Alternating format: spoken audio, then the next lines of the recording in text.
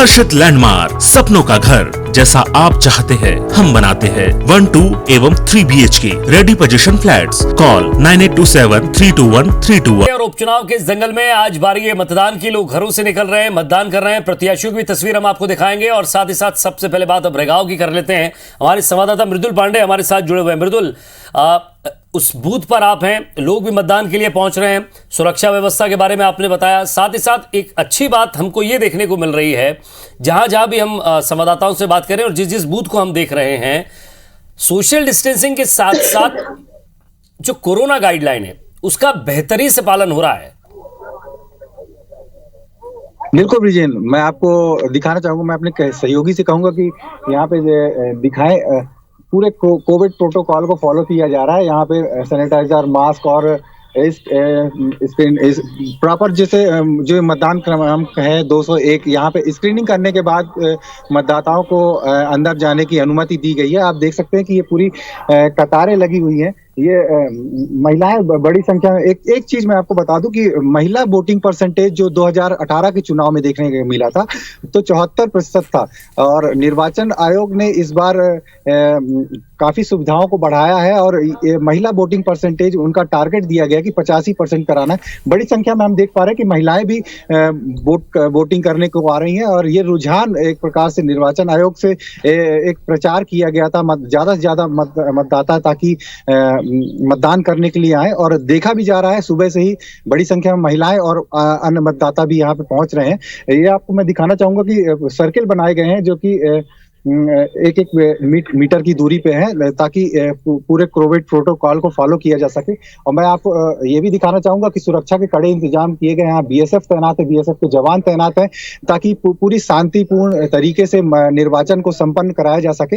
और अगर मतदाताओं की सुविधा की बात करें तो टेंट भी लगाए गए हैं ताकि अगर दोपहर में गर्मी होती है तो मतदाता कुछ ऐसा भी देखा जाता है कि गर्मी और धूप की वजह से कुछ मतदाता घरों से नहीं निकल पाते हैं, तो उनकी सुविधाओं के लिए ये सब सुविधाएं की गई हैं ताकि ज्यादा से ज्यादा संख्या में लोग मतदान करने आए। और अगर वोटिंग परसेंटेज हम 2018 का बता दें, रेगांव विधानसभा में 58% वोटिंग हुई थी, लेकिन निर्वाचन आयोग का टारगेट है कि इस वोटिंग परसेंटेज को लगभग 65 से प्लस ले जाया जाए। जी जी, वैभव के पास भी चलते हैं। वैभव भी मौजूद है जोबट में। वैभव, लगातार तस्वीरें वहां भी देख रहे थे, कितनी तादाद में लोग अभी आ रहे हैं, क्योंकि धीरे धीरे घर से निकलते हैं। आदिवासी इलाका है और इस क्षेत्र में दोनों ही प्रत्याशियों के बीच कांटे की टक्कर भी है। बिल्कुल विजय जी, देखिए सुबह 7 बजे ही पूरी मतदान की जो प्रक्रिया है वो प्रारंभ हो गई थी।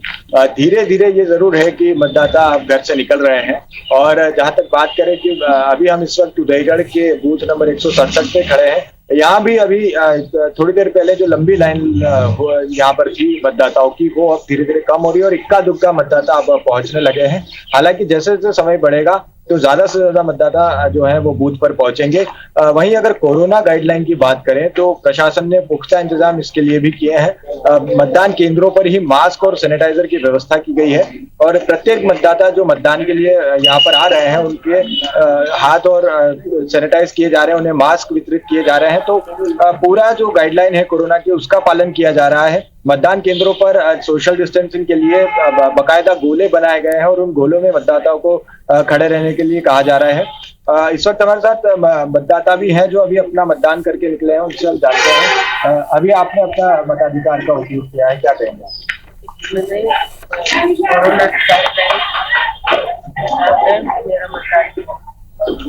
प्रशासन ने भी कुछ व्यवस्थाएं की है। आप मतदान पे अभी आप मतदान करके निकले हैं, क्या कुछ व्यवस्था है अपने यहाँ पे? मास्क दे रहे हैं, सैनिटाइजर, गोले बनाए, सभी व्यवस्था। तो विजय जी, ये जो प्रशासन की व्यवस्था है कोरोना गाइडलाइन की, वो उसमें पूरा इसका पालन किया जा रहा है, जिसमें मास्क भी वितरित किए जा रहे हैं और सैनिटाइजर के बाद ही मतदाताओं को बूथ में प्रवेश करने दिया जा रहा है। एक और मतदाता इस वक्त हैं जो अभी पहुंचे हैं, उनसे हम बात करते हैं। आप भी मतदान करने पहुंचे थे और आपने मतदान करना अपना उपयोग किया है, क्या कुछ व्यवस्था है प्रशासन की तरफ से है? कैसा आप, ये पहली बार इस तरह कोरोना के बीच इस इलाके में मतदान हो रहा है? जी जी, बात सही है कि कोरोना के बीच हो रहा है और यहाँ पर प्रशासन का पुख्ता इंतजाम है। और देखा जाए यहाँ पर फिलहाल जो है दीदी हमारे बैठे हैं, उन्होंने उनको सैनिटाइज भी किया है, मास्क का वितरण भी शासन कर रहा है और प्रशासन की सारी व्यवस्थाएं यहाँ पर उपलब्ध है। सोशल चलिए नजर बनाए डिस्टेंसिंग का भी रखिएगा ध्यान- मृदुल और वैभव, आपसे लगातार बातचीत होती रहेगी, अपडेट भी देते रहिएगा। अब रेगांव की किस तरह की स्थिति, हमारे संवाददाता मृदुल पांडे हमारे साथ जुड़ रहे हैं। मृदुल, आपके पीछे तस्वीरें हम देख रहे हैं, बूथ पर भीड़ भी लगी हुई है, आप किस बूथ पर है और रेगांव की क्या स्थिति है? मॉकपोल की प्रक्रिया के बाद मतदान शुरू हुआ, कहीं से कोई ईवीएम बदलने की खबर तो नहीं, और साथ ही साथ सुरक्षा को लेकर क्या व्यवस्था है और कितने संवेदनशील बूथ है, जरा विस्तार से चर्चा कीजिएगा।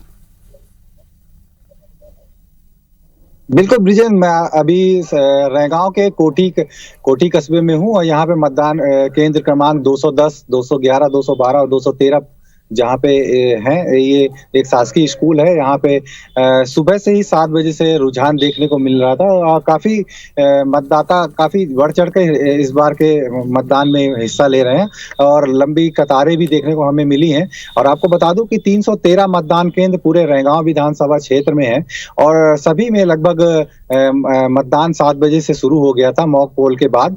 और आपको मैं बता दूं कि 159 जो एक नया अगर देखा जाए कि निर्वाचन आयोग ने एक 50% से ज्यादा मतदान केंद्रों को, जो कि रैगांव विधानसभा में 159 संख्या है, जिन्हें वेब कास्टिंग से जोड़ा गया है, जिसकी मॉनिटरिंग सीधे मध्य प्रदेश निर्वाचन आयोग और केंद्रीय निर्वाचन आयोग भी इसकी मॉनिटरिंग करेगा। और सुरक्षा व्यवस्था की अगर हम बात करें तो यहाँ पे सीआरपीएफ, एसएफ और बीएसएफ की 6 बटालियन के साथ 1200 पुलिस का भी पुलिस बल लगाएगा। कुल मिलाकर 2000 के करीब सुरक्षा कर्मी इस पूरे निर्वाचन को संपन्न करवाएंगे और उतने ही कर्मचारी लगाए गए हैं जो कि निर्वाचन का कार्य करवाएंगे। और यहाँ अगर रैगांव विधानसभा की बात करें तो 2,06,910 मतदाता हैं, जिनका जो कि 16 प्रत्याशियों के भाग का फैसला करेंगे।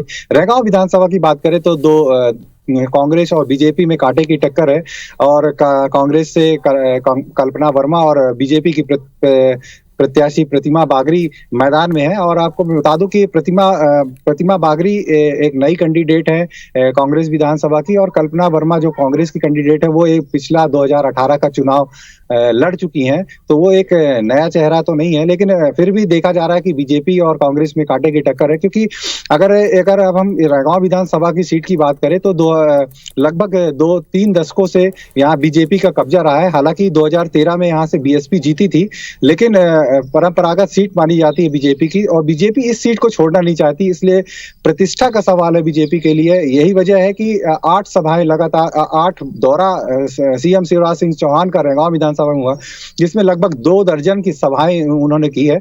और वहीं अगर कांग्रेस को देखा जाए तो कांग्रेस की तरफ से स्टार प्रचारकों में कमलनाथ एक बड़ा चेहरा थे, जिन्होंने 3 सभाएं यहाँ रैगांव विधानसभा में की। लेकिन कांग्रेस बड़ी सभाओं की जगह नुक्कड़ सभाओं में ज्यादा जोर आजमाइश की। अजय सिंह राहुल ने लगभग दर्जनों सभाएं की, जो कि पूर्व नेता प्रतिपक्ष रहे हैं कांग्रेस की तरफ से। और रैगांव विधानसभा सीट कि जो बूथ नंबर 210 है वहां शायद ईवीएम बदली गई थी।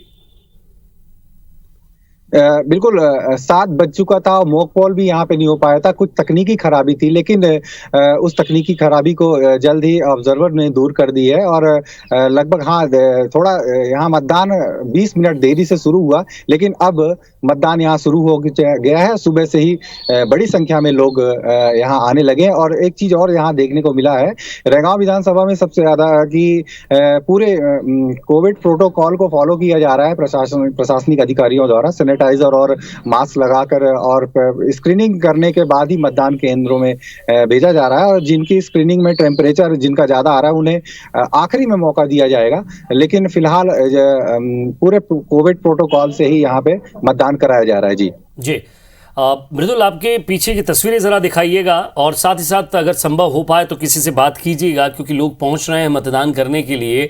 और साथ ही संवेदनशील बूथ की अगर बात करें तो कितने संवेदनशील बूथ है वहां सुरक्षा व्यवस्था किस तरह की है? बिल्कुल 135 संवेदनशील मतदान केंद्र हैं 313 मतदान केंद्रों में, जिनमें बीएसएफ और एसएफ के जवान भी तैनात किए गए हैं। इतनी कड़ी सुरक्षा व्यवस्था होने के से ये सामने आ रहा है कि पूरी शांतिपूर्ण तरीके से ये निर्वाचन होगा।